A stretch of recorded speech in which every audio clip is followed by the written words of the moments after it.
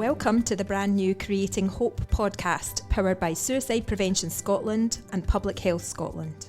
I'm Susie Heywood, and I'll be guiding you through today's first episode.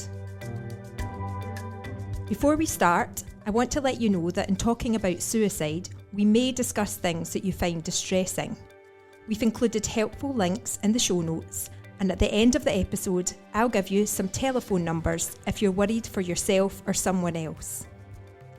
So, the Creating Hope podcast is aimed at people working to prevent suicide in local communities. We're going to explore a range of different themes, including the use of data and intelligence, bereavement, and involving children and young people in meaningful decision making. And in this first conversation, we're going to discuss the value of involving people with lived and living experience and how to do so effectively. First up, let's meet the panel for this episode. Junor has been a member of the Suicide Prevention Scotland Lived and Living Experience panel since January 2024. We also have Keir McKechnie from Scottish Action for Mental Health, who is one of the Lived and Living Experience panel's coordinators. And completing the lineup is Catriona McDougall from Scottish Recovery Network.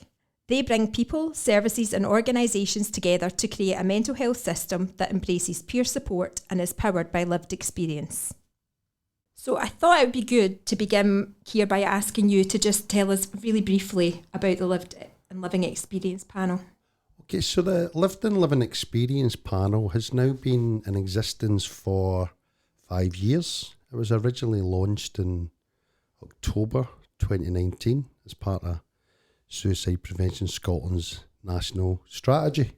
It's now currently in its second iteration, and over the last 5 years it's been an absolute pleasure to work with people, sharing their direct experience of, for some people it's been bereavement from suicide, for others it's been supporting people who have attempted suicide, or indeed people who've had suicide attempts themselves. And the idea behind it was to shape the government's whole strategy around its policies, its design of services, its understanding of the sort of health and wider social environmental factors. And the idea behind it was that people with lived experience should have equal weight to those with academic experience and those with practice-based experience. And I think it was quite an innovative and unique initiative for the Scottish Government to have the understanding that people who have experience of suicide in their own lives, to bring that to the table, to shape the services, to design the services, the policies, and indeed public information campaigns that would strengthen their ability to reduce suicide. So I think its impact, which I'm sure we'll talk about, has been incredible. But the idea itself to put lived experience at the heart of the whole strategy has been a game changer. And it's important on that final point to say that we do recognise and reward our panel members with payment for participation. Yeah, and hopefully as we go through, we'll be able to unpick some of that a bit more. But Laura, I'm really keen to hear about your experience of being on the panel. So you're part of the latest iteration of the Lived Experience panel. So really keen just to hear what that's been like and how it's felt. It's been really, really good. I think it's had personal benefits for me that I could never have anticipated. I have been part of the panel now since January of 2024, so just over 9 months. And one of the biggest things that I personally feel is how supported we've been through Keir and his colleagues as well, because I come from the background of having lost people to suicide, but also having attempted myself. So, it's certainly not something that I took kind of lightly, that I would be part of this panel. But I also recognise how important it was, because quite often myself and other members of the panel that I've spoken to about this have felt and have experienced a disconnect between our primary care providers and what we're kind of told is what will happen post-suicide attempt or post-bereavement by suicide, for example. And unfortunately, that just doesn't happen in every case. And without sounding too overly dramatic, it is life or death. And if we're looking at suicide prevention on a societal basis, we need to look at people with lived experience. We need to ask the good, the bad, the okay, the mundane. And we need to learn from that. Quite often what will happen is that a committee will come to the panel and will say, we're thinking of this. What do people with lived experience think of this? And it's incredible to actually be heard and to say, well, that would really have helped me. Or, well, yeah, that's a good idea, but actually, there's another step missing. And that's just one example. There's other examples of, it'll be a case of, would you like to get involved in marketing of the suicide prevention strategy, etc. And I think feeling that you can contribute and hopefully help people out there as well. And it feels like, it might just be a tiny little ripple in the ocean, but it's important. Yeah, absolutely. I think you spoke really beautifully there, I guess, about your experiences and that support that you've had from Keir is clearly coming through as something that's really helped.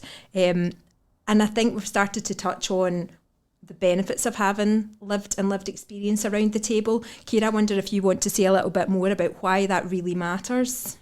Picking up on Laura's point there, one of the things that's incredibly noticeable at the panel also is the support that people give to each other. It's almost like a sort of natural bond of suicide, that connection, bringing people closer together. And that's one of the things that's I think been a really positive thing that panel members feedback, that it does help them in their recovery journeys. But I also think in terms of some of the benefits of involved in people with lived and living experience, some of the highlights are when the Scottish Government, or it might be a health board or a local authority, are designing a service, getting in from the beginning, at the start of designing the service or the policy, so involving people from the outset has meant that the chances of getting the right service, the right design of a service, or the right approach to a strategy, whether it's in a local community or a workplace or supporting people with bereavement, early involvement has been a huge benefit. Very early on, the Scottish Government designed a public information campaign around sort of suicide stigma. And our panel members were very clear that it was important for them to talk about suicide and not to shy away from it. So again, being able to test things with people with lived experience and then also involve people with lived experience in reviewing the services or the campaigns. The benefits are multifactorial.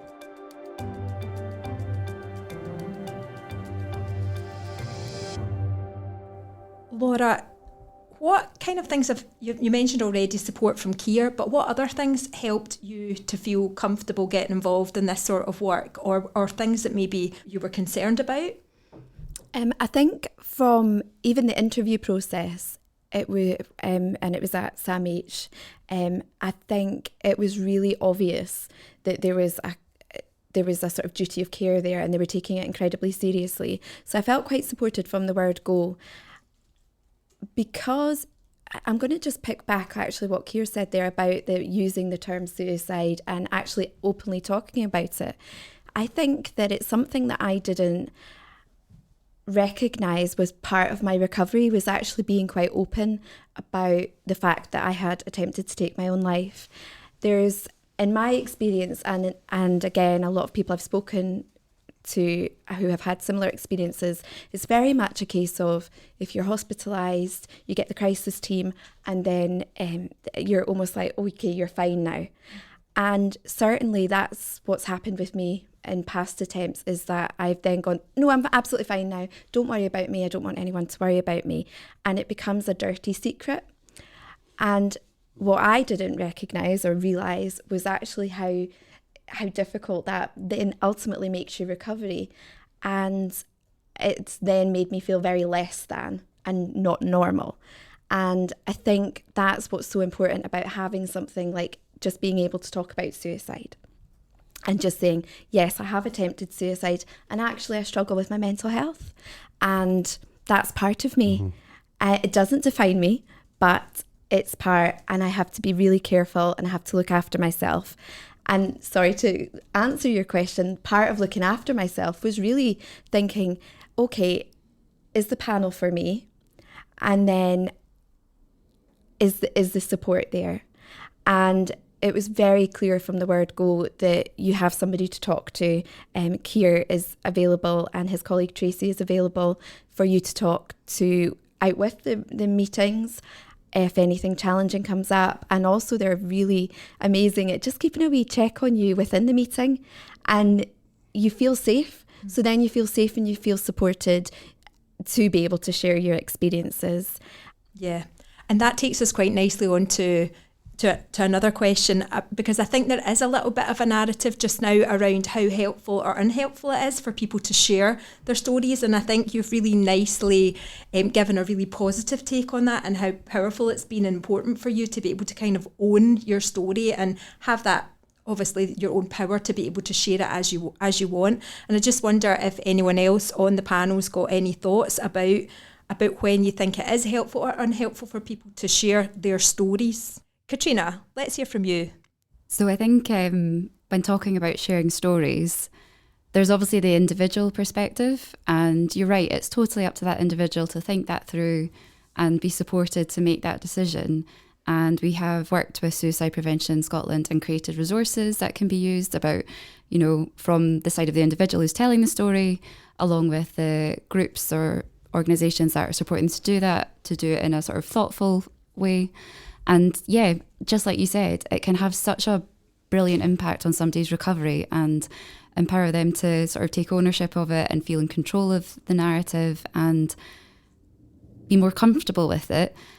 But there's also kind of what can be done next as well. And it's not just having the story out there and challenging stigma. It's also that next step of lived experience being part of the design and influencing policy, designing services, and also what you're talking about in the lived experience panel is peer support. And it's the fact that people not just having lived experience, but sharing it in the act of it and connecting with people who have those similar lived experiences and being on sort of that equal standing with each other can be so powerful. And obviously it can happen very informally within relationships, but with peer support, we're trying to kind of formalise it. And there's voluntary roles, there's formalised paid roles in the third sector, the public sector. And it's kind of taking that next step of taking lived experience. And like you say, Keir, having it from the beginning, like in the decision-making rooms, having that equal power with the academics, the professionals within mental health care, and working alongside them and supporting with the same goal of obviously helping people to have their own mental health recovery. What I'm hearing is that there's real power to be had from sharing that experience, or for people sharing their experiences, both for them but also from the people that are hearing that. But there's also power from just being involved in some of that decision making and making changes. So when you can do that without feeling you need to kind of put your story or yourself out there if you don't want to. Because I think the other thing that we learned from our work with the lived experience panel is that people on the panel, okay, they have their own lived and living experience, but they're also professionals. They work in services, they work in schools, hospitals, play therapists, oil rigs, they're volunteers in their community, so they also bring that wider professional experience and their knowledge of society and what it's like to be a member, a citizen of society. And we always emphasise that. It's not just about the lived experience disconnected from people's other experiences, it's about how you create the space to bring both those elements together. Yeah, and at Scottish Recovery Network, we're one of the delivery leads within the Creating Hope Together strategy, and we're part of Outcome 3. And our Creating Hope with Peer Support project have learning and networking events. And one of the kind of things that we've been really trying to do is bring people from across sectors. So we have people from sort of public mental health services, we have people from third sector, so even really some national third sector organisations, small community peer groups, and just people with lived experience who are interested in learning more about peer support or their sort of local suicide prevention work in their community. And when we sort of welcome people, we're always making sure there's someone there welcoming them at the door.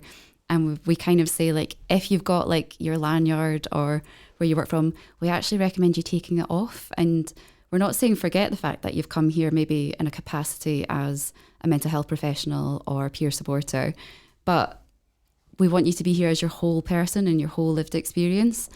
There's quite a lot of people, I think, sitting locally working in suicide prevention who are really thinking, who really see the value in involving lived experience, but maybe don't know where to start or are feeling a little bit apprehensive about that, because it can feel quite a lot to be doing that. I think it'd be useful to hear some of your reflections about what it's like to be a professional working with people with lived experience. Again, I think it's important to understand that there's some natural anxieties around doing this, because getting to talk to people about painful emotional experiences of suicide and suicide loss, it's difficult for anyone to have that conversation. So I think we need to recognise and value that it's difficult to do this work. The second point I would make is that we'll often find that many professionals that particularly work in mental health and suicide prevention have their own lived and living experience. And quite often that's why they enter into this kind of work. That's certainly the case for myself personally, losing some friends to suicide as a young man, which sort of I went in that direction. I've been getting involved in mental health. So I think we need to recognise that professionals also have their own lived and living experience. And we often separate that out, don't we? But I think, as you spoke about, kind of bringing your whole self and being your authentic whole self is really important. I think if everybody started thinking we need to set up a national panel with 15 people on it, it can be quite intimidating. That I think there's a thing that's referred to in participation as a ladder of participation, and I think it's okay to start small, whether that's small groups of people in a local community, or it might be an online meeting, it can be a survey. There's different levels of engagement, and that ranges from involving people in focus groups to having a national panel that meets every 6 to 8 weeks. So my advice would be, I suppose, to be bold and audacious, but don't take too much on to start with.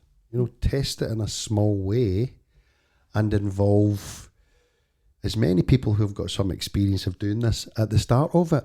And don't be frightened to set yourself small goals. You've really put together sort of nice, sort of reassuring, confidence building examples there, and also really practical tips as well. I think the main thing is that there isn't one brilliant true way we have to do this, and be flexible, be creative, and the engagement with people with lived experience, how that engagement happens should have their input as well. It's not us telling them how we're going to do this. They should have ownership of what that looks like. Definitely. And it shouldn't be a sort of passive respondent type thing where we've come up with a service design or the strategy. What do you think? They should be actively engaged and participating in it. We have this kind of recovery conversation cafe toolkit, which is a great way to kind of, like you say, really make a clear outline and purpose of what the conversation's about, and how people are involved in the structure of those conversations. So it's relaxed, it's informal. That's the other thing. It doesn't have to be this really formal thing. No, not at all. It can be that just conversation that has a bit of structure and guidance to it, and it can have really challenging moments, but that's what we need. We're saying we want services to change, we want the suicide numbers to change, we want services to change. So we need to be really open to hearing things that will challenge how we're currently doing things. Laura, I'm really keen to get a sense from you about what matters most to you to being involved in this way, or what really supports that for you. There are days, I'm not actively suicidal, but as I've said, I do have mental health struggles. My mood can really fluctuate. And I was quite honest about that from the beginning with this. And it was something I was really, I'm not working in a paid position at the moment. And that's something that I want to get back to, but I'm really kind of building myself up through therapy, through different things. And that was one of my big concerns at the beginning, is that this is something that means a lot to me if I become a member of the panel. But what happens if it's too much? And what happens if I can't attend that meeting? And previously it would have been all or nothing for me, but from the very beginning it was really reinforced that this is, it can be difficult to talk about. we're really here for like that compassion, that time-space compassion, which is more than just buzzwords. And it's so important to me that it is more than just buzzwords, or it's not something I would be part of. And, you know, there has been times when I've had to say to Keir and Tracy, actually, I'm okay, but I am not in the headspace to attend that meeting today, because it's like almost perhaps I just didn't feel emotionally resilient enough to just kind of put myself there. And I must say as well that it's not all doom and gloom. You know, we laugh a lot, and we don't, and we're not just sitting going, by the way, this one time that I tried to kill myself. There's really not that, honestly. And what the reoccurring theme in every single member of the panel is a need and a want and a lust for change. Something has gone wrong in our society, that we have such a massive, massive rate of suicide. And that's just the truth. We all know that. That's why we're here. It's sad. However, it can change. And if it takes people like me to kind of go outside their comfort zone a little bit and say, do you know what? This is my experience. This is what might have helped me, might have sped up my recovery, and what's continuing to help me. And then, you know, that's what's important to me. I guess I'm reflecting a little bit on what you have been saying, and then also thinking back to the conversation we've had about staff and staff who have their own lived experience and what that feels like, because it feels you have a really good, in the panel, you have a really good support network around you.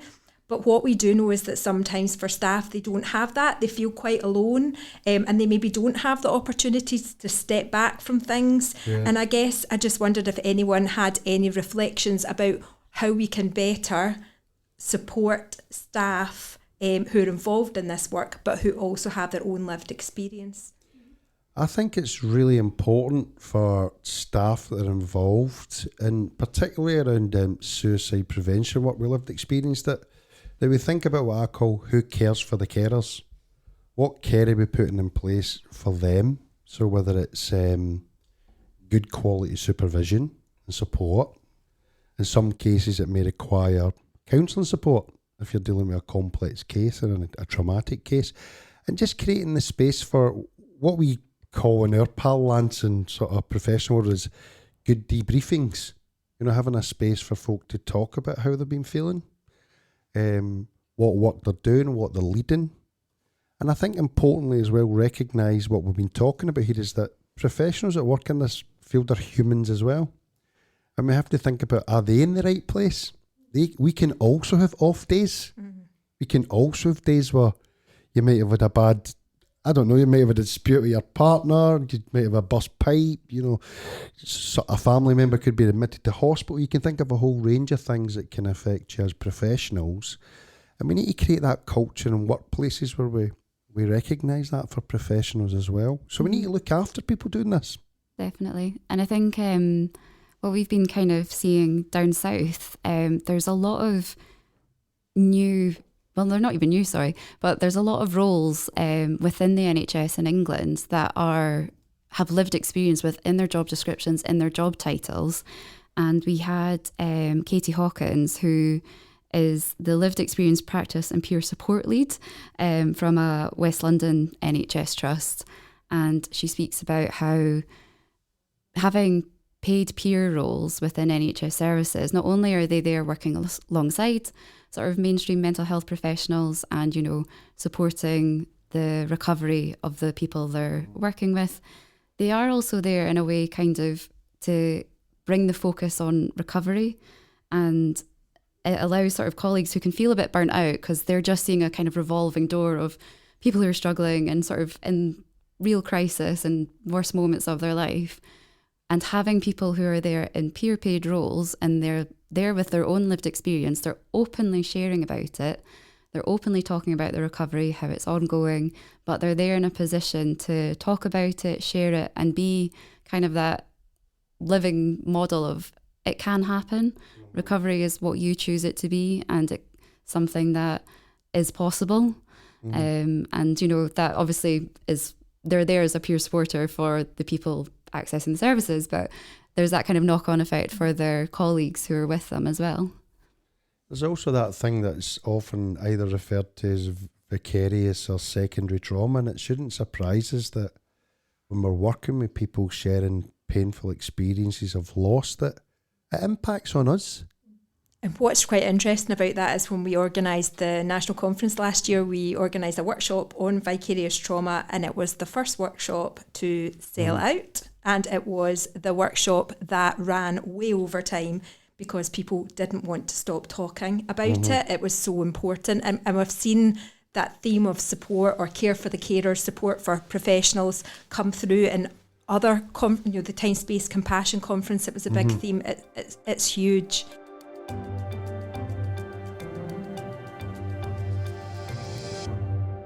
I wonder, how can we involve people with a diverse range of experiences to strengthen this work, particularly because one of our ambitions with Creating Hope Together is to reduce those inequalities that are driving suicide in Scotland. So I wonder if anyone has any thoughts about how we can make sure we have that diverse range of experiences.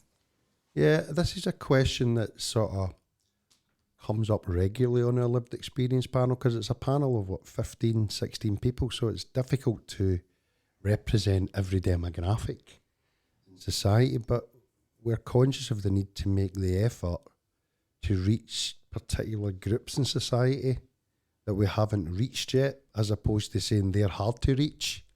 It's a question of us not having reached them yet. And I think there's a couple of points I would make.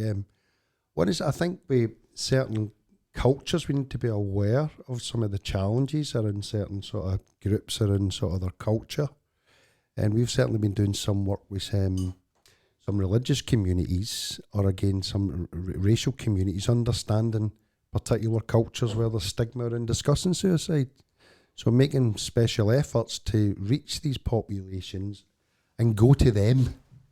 Let's find them rather than them finding us. The good news is that there's a significant proliferation of lived experience groups emerging around homelessness, around addiction, working with student populations, working with men and so on. So I think we're beginning to reach into the areas that we haven't had that much success of doing. And I certainly think the arrow was pointing upwards in that direction. Yeah, and I think what you were saying about going to where they are is so important, because I think sometimes there needs to be a bit of humbling at times to sort of know that our way isn't always the right way, and we have to be more flexible. And I know there's a group in Edinburgh called Phoenix, and it's a counselling service for Eastern Europeans in Edinburgh, because there's different cultural, like you say, feelings around mental health and talking about suicide, and they've now introduced peer support as an additional service around their counselling, and it's being led by volunteers who've gone through their counselling services. And we had brilliant conversations around how, because we were talking about peer support and we're talking about empowerment, and the word peer sort of doesn't really have an equivalent in Polish, and we were like, oh, how do we do this? That's like every fourth word in our resources. So it's really having that collaboration and going to the people who are already doing the work and fitting around what they're doing.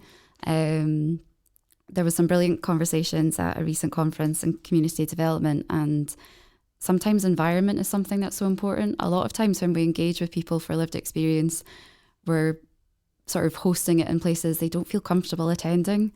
Potentially if they've had lived experience of a suicide attempt and they've been whisked away by emergency services, they've felt disempowered, the control taken away from them.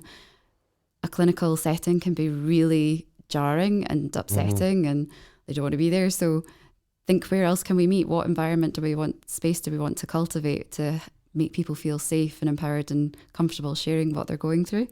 Susie, you may remember that you and I, a couple of years ago, we met a group of Muslim women from the south side of the city around suicide, loss and bereavement in the Muslim community. I learned more in that 2 hours about what the cultural issues were and what the challenges were about talking about suicide from that 2 hours than masses of reading on the subject. And we just listened, didn't we? We just let them talk. It was amazing. So powerful, yeah. It does feel like we're moving in a really positive direction when it comes to involving lived and living experience in our suicide prevention work in Scotland. And I guess to finish, I'm really keen to hear from each of you. What would be the one message that you would give to someone who's either thinking of getting involved in some way or thinking about how they could involve lived experience in the work that they're already doing? I would say that just give it a try. As long as you give some thought process to the safety of the individual and how you'll be able to cope with somebody sharing their story.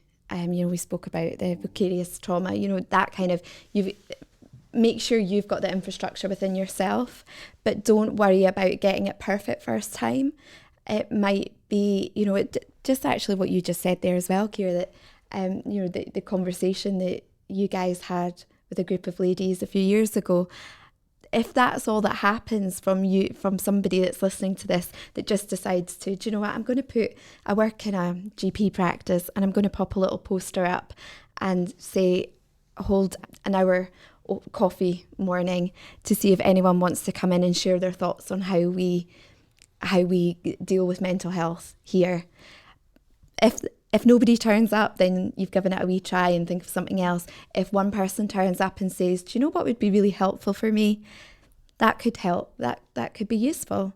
There's all different things. And something that I always refer back to is the power of something like AA, Alcoholics Anonymous, which is, I've had so many close family members who have really, I never thought they would stop drinking, and by the very power of peer support, something like AA, finding the correct meeting, they managed to become sober. And that's not a group of professionals, that's a group of people with lived experience. Just give it a wee try. If you've got the compassion and you've become aware that, do you know what would make my role a lot better, what would inform my role a lot better is to engage in someone with lived experience. Give it a go, because you're already a step closer, the very fact that you've had that thought. Well, I think that's so reassuring for people, and the people that I work with, who are people who might be thinking, how can I do this? I think that message is really powerful and really reassuring, so thanks. Keir, what about yourself? I'm tempted just to say what Laura said, Same as. but I'm going to say that I think there's an important message there, but just additionally, I think that desire for people with lived experience of suicide to make a difference and change things for other people is a really hopeful thing. So I would encourage folk to know that you can do that safely and you can make a difference. For the professional's point of view, again, don't be frightened to do it. Be bold and test it out and try it. And one of I think the key things that you'll start to see the benefits of doing that is if you build in this sort of feedback loop. So an important part of engaging people with lived experience is telling them what you've done with it. And that matters to professionals as well. Making sure there is an attempt to influence decision makers, policy makers, researchers, service designers and so on. So that feedback loop element to it's really important if you're a professional, and to helping people who are engaged in sharing the lived experience to see the value of doing it. Yeah, I think for people who are thinking about how they can use their lived experience and how they can be involved within suicide prevention, I think look into your local communities. And Laura, you were talking about how I wanted a space to talk about this and couldn't find it. You're not going to be the only one who feels that way. And there's a brilliant example of Living Warriors in Edinburgh, which is a volunteer-led group for people who've survived a suicide attempt. And they make it so explicitly clear in sort of their messaging. We're a group. You can come and talk to us about your experiences, how you're feeling, what you're thinking. And yeah, I think risk around shared lived experience can be something a bit of a misconception at times when there's so much to be gained from it. And I think the fact that there's so many community peer support groups that are across Scotland supporting people who've been bereaved by suicide, people who have their own mental health crisis, and they're working really sort of front line They're not just sort of a nice, yes, you might have a nice tea and a chat, but there's also the people who are really in crisis at 2 a.m, having WhatsApp messages or phone calls, sort of from people sharing their lived experience. There's so much that can be done, obviously, from a shared story and tackling stigma and raising awareness, but there's so much more beyond that as well. And I think that's something we need to be more comfortable with. And I think there's so much more to be done at the kind of decision-making levels and in mainstream mental health services, kind of embracing it and having paid lived experience roles within their services. What a positive note to end on. I just want to thank all three of you for your time and for taking part in this conversation. And yeah, it's been great. If you'd like to find out more, Suicide Prevention Scotland have a co-produced animated explainer which sets out the key things to think about when setting up a lived and living experience panel.